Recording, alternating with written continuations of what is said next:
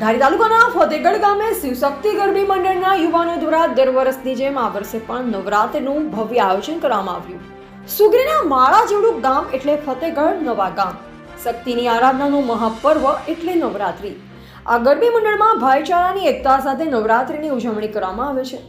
માધ્ય શક્તિના આરાધનાનો મહાપર્વ એટલે નવલી નવરાત્રિનો પ્રારંભ. 9 દિવસ જગદંબાની ભક્તિ થશે. સાધકો માતાજીની આરાધના સાધના કરશે. નવરાત્રિને લઈ ભક્તોમાં ભારે ઉત્સાહનો માહોલ.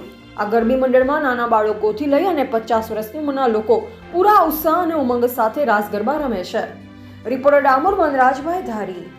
ધારી તાલુકાના ફતેગઢ ગામે શિવશક્તિ ગરબી મંડળના યુવાનો દ્વારા દર વર્ષની જેમ આ વર્ષે પણ નવરાત્રિનું ભવ્ય આયોજન કરવામાં આવ્યું છે. સુગરીના માળા જેવડું ગામ એટલે ફતેગઢ નવા ગામ. શક્તિની આરાધનાનું મહાપર્વ એટલે નવરાત્રિ. આ ગરબી મંડળમાં ભાઈચારાની એકતા સાથે નવરાત્રિની ઉજવણી કરવામાં આવે છે. મા આદ્યાશક્તિની આરાધનાનું મહાપર્વ એટલે નવલી નવરાત્રિનો પ્રારંભ. 9 દિવસ જગદંબાની ભક્તિ થશે. સાધકો માતાજીના આરાધના અને સાધના કરશે. નવરાત્રિને લઈને ભક્તોમાં ભારે ઉત્સાહનો માહોલ.